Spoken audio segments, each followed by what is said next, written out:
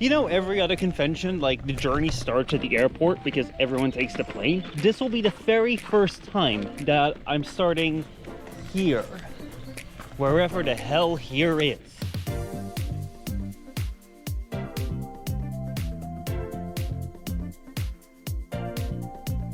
Welcome everyone to a beautiful day in Rotterdam City, where today we're here at Ahoy, because today there is going to be TwitchCon 2024.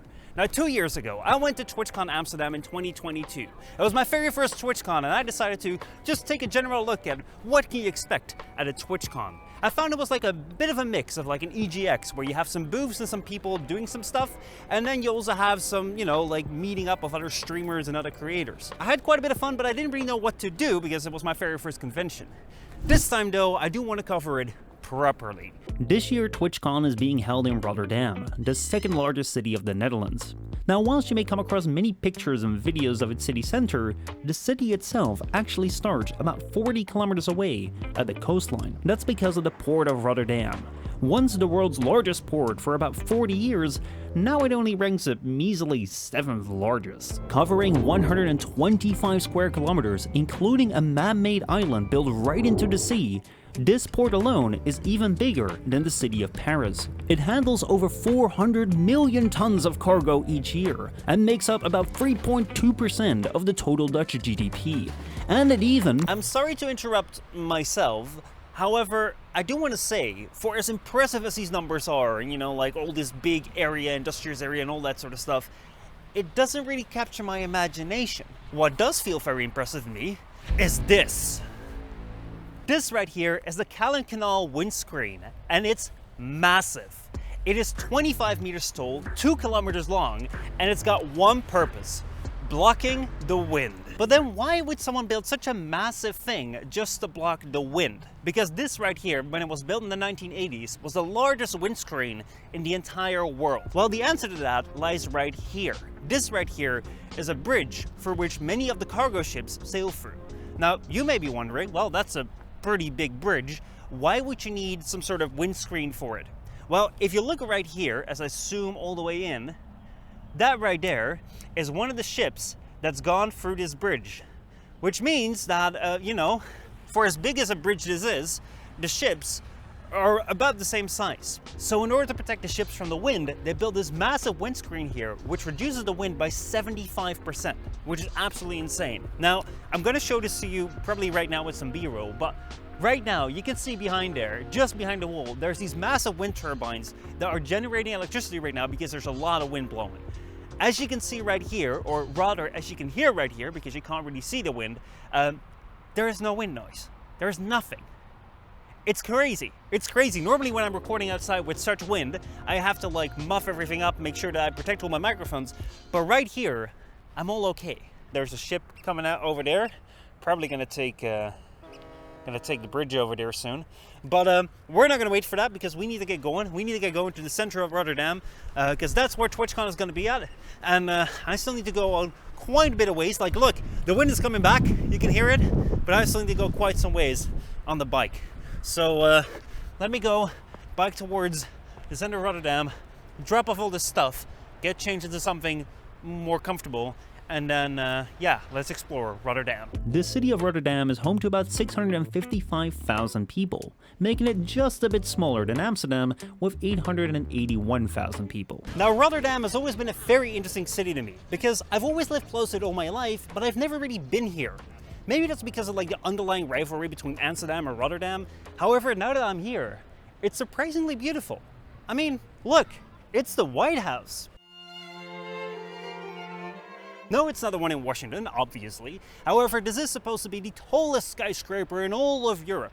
Except all the buildings around it are kind of taller than it. Back in 1897, when this building was built, it was supposed to imitate the American skyscrapers, and as such, it's recorded to be the tallest skyscraper in all of Europe, although I couldn't really find how long that record lasted or who measured it. That said, though, it would likely have been the tallest skyscraper in all of Europe about 50 years later, when the Second World War started, and this building was one of the only remaining buildings in the city that survived. Whilst the Second World War was hard on many places in Holland, no place was hit as hard as Rotterdam. In just 13 minutes, about 24,000 buildings were destroyed, and the entire city center would be wiped out by the German air raid. Only the Lawrence Church would remain standing as a somewhat notable landmark in this devastating landscape. And this is what it looks like fully restored today. I don't know how well this comes across, especially when you're watching the footage of me driving through the city, but just look around you here. Every single building you see is modern, is new. And this right here is the only historic building that you can see. It is so strange, especially for a European city, that you almost see no historic buildings anywhere. I know that every year we commemorate the war because that's such a big impact on our lives. And to be honest, like, you don't really feel it every day. I mean, the war's been 80 years ago.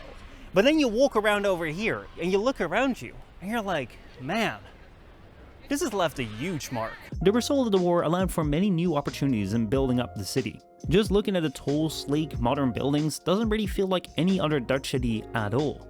And then you also have interesting places, like this one. Welcome to the Forest of Black, also known as Het Blackse Bos. This right here is a complex with 38 cube houses and 13 cube offices. Now, you may wonder, why are all these buildings cubes? Back in the 1970s, a lot of houses were being made in a very boring way. A lot of concrete was being used, very little design was being put on it because they had to house people en masse.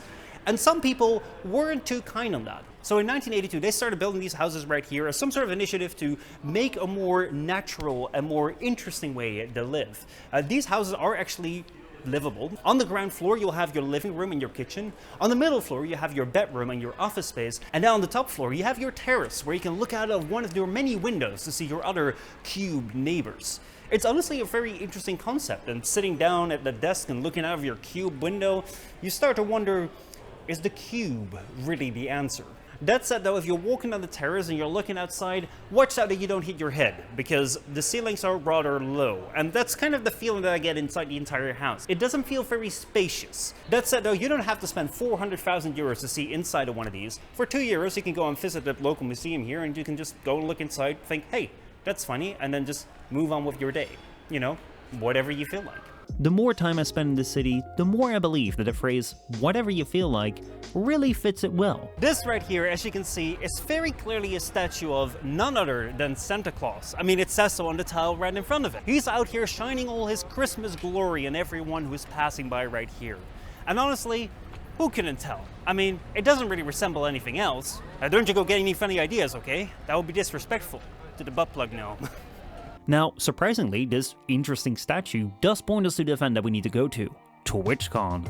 A convention all about, well, I mean, Twitch. With 35 million daily viewers, Twitch is one of the best known live streaming platforms for game streams, music streams, coding streams, and whatever the hell this is.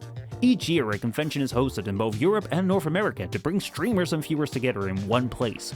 It's a really popular event that makes you excited about streaming, playing games, and doing your video intro for a second time. Welcome everyone to another beautiful day in Rotterdam City, where today we're here at Ahoy for TwitchCon 2024.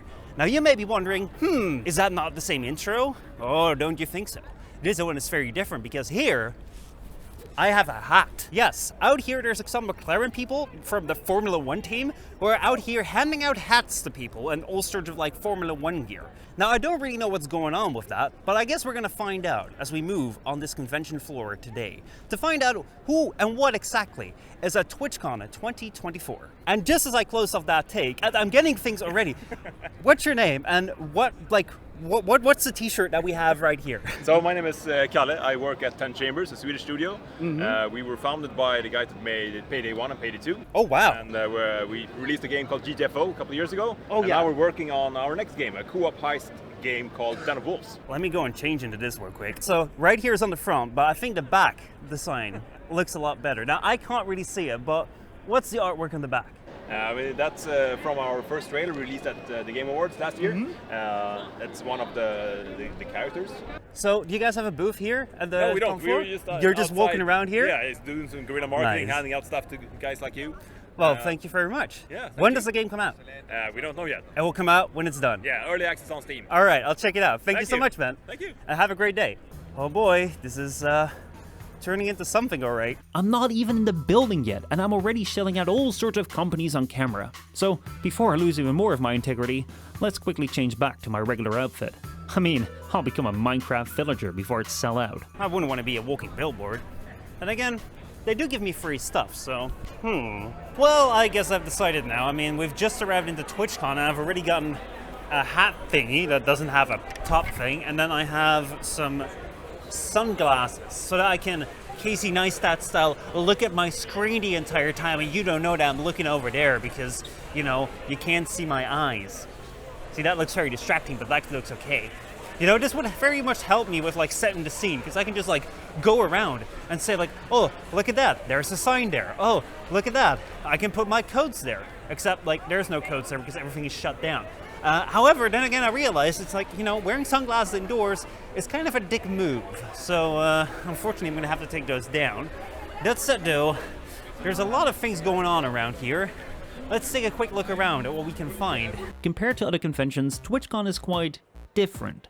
Yes, you have your crowds of people gathering around various places, having questionable food and various amounts of body odor. But whereas a music convention may have people playing music, gaming conventions have people try out the latest games, and tech conventions have companies show off their latest products, at TwitchCon you have all of that. Plus some chess and Lego building. I mean, screw it, why not also have a McDonald's stand while you're at it? Oh god, they have that too. As such, TwitchCon is a bit of a mess. However, that mess does allow you to experiment with things, like recording a tech segment at the Fractal booth about their upcoming gaming chair and headset without knowing that your regular microphone doesn't really work all that well with all the noise around, making all this footage you're watching right now completely worthless. But hey, you know, at least it only massively inconvenienced them by taking up most of their booth for about half an hour, so, you know, who cares? It's fine. After all, TwitchCon is all about the friends that you made along the way. I guess that, you know, I'm not the only one walking around here with a camera. Look at that. You just decided one day, I'm gonna go out and buy myself an entire rig. Kinda, because it's really fun. Bam, bam, There you go. you know. I see the DJI running. Look at that, man. Let me give you one of these. Wow, that's a beautiful coin. Look at that. TwitchCon 2024 High Key Haken. It's 24 out of 100. Yeah. I'm that special. Yeah. That's insane. Well, thank you so much, man. And you as well. Good luck. yeah. And yeah, have a good day today. Thank you, and you have a great day. Yeah, all right. See you guys around. And that is TwitchCon, a convention held in an interesting place with random stuff, various people, and one blabbering idiot with a camera who is running through it all. Now, I did actually get to meet some really cool creators, but I didn't get them on camera, so before I end the video, allow me to do a very brief showcase. Starting out with Bold Viking, who I met before setting even a single foot in the convention center, and then spent the entire weekend constantly running into, which wasn't much of a problem as he's like a super friendly, super noble guy who streams Factorio streams on Twitch, where it's like this mechanical stuff you see right here. I've heard it's like super relaxing to watch, and oh boy, that doesn't look too good. Moving on, we have Peter, who came to Rotterdam all the way from Japan, where he's lived now for 13 years as an American. Very spontaneous guy who's also doing a cycling special soon, for which I'll say, well, good luck. I didn't get to ask his channel name, however luckily Rahab in chat knew that it was Premiere 2 on Twitch, where he seems to do some pretty intense just chatting streams, although for some reason he'd rather I'd share his YouTube. We represent the Lollipop Guild. The Lollipop Guild. To be honest, I can't really see why. Then we have two people who I'd never met before, but I just randomly sat down next to, and before we knew it, we had like a good 2-hour-long talk session behind us. So right here you see French Stallion, a very nice guy who's doing like music streams, and you can request any song you like, which I would love to let you listen to. But, you know, YouTube is just such a Secondly, we have Manuke Amy, a Latvian streamer who does both one of the coolest and scariest things I've seen on Twitch, IRL streaming. Basically, it just means like taking a camera and going outside and filming whatever is there, but then without all the editing to cut out all the awkward moments. Speaking of IRL streaming, Alex Boken is a streamer who knows all about that. On Saturday, he told me like everything about like how to set up your IRL stream from the cameras and the computers you need. Super helpful guy who streams in Spanish and also does cycling challenges. Like, what's up with the cycling guys? Are we all crazy? I mean crazy talented, like Snowmarite, who's just an insane artist on both paper and digital art and then streams all of that on her channel. Also, she's been an absolute lifesaver for me trying to like navigate all the TwitchCon activities, as like I'm pretty useless in knowing what's where and then where I need to go. Then we have Mexadrums, a music streamer who normally plays the drums, but is now recovering from a surgery and is technically not supposed to play. Still though, he did go out during TwitchCon and gave a pretty good performance. Now on his stream in the meantime, he does just chatting streams, which should be pretty damn good, as I've been able to bounce back and forth so many ideas with him. Like, it's been such a good time talking with him. That said though, you may not always be able to talk to him. We kind of want to be a part of your... All you own is an auto chess streamer, which is a game that looks like chess but doesn't really seem to behave like it at all. It's like 8 ongoing games at the same time with various mechanics, and look, he's tried to explain it to me and I've tried to listen, but there's just so much to grasp all at once. However, Oliver is just a fantastic person to have really insightful conversations with, which is also something that he really likes to do during these games. So even if you're like me and you don't really get all the chess, it's still fun to watch. Speaking of chess, I'm gonna need to have a revanche match against Jackie Codes, as she may or may not have brutally beaten a poor low-level chess player like me in a match at TwitchCon. Now, she does coding streams where she develops her own game, like live in front of everyone to see. She said I should try coding on stream as well, which, if you want to see me struggle, let me know in the comments down below. Anyway, she teaches people how to create their own game in Godot, which is a language that should be very similar to Python, with teaching methods that are quite, what shall I call it, unique. And that truly marks the end of this TwitchCon, which hopefully has been covered somewhat decently. Just please don't pay attention to all the people moonwalking in the video. It's not like I forgot to shoot an outro and it just refers my intro. Anyway, thank you all so much for watching, I hope you enjoyed, and I'll see you all next time.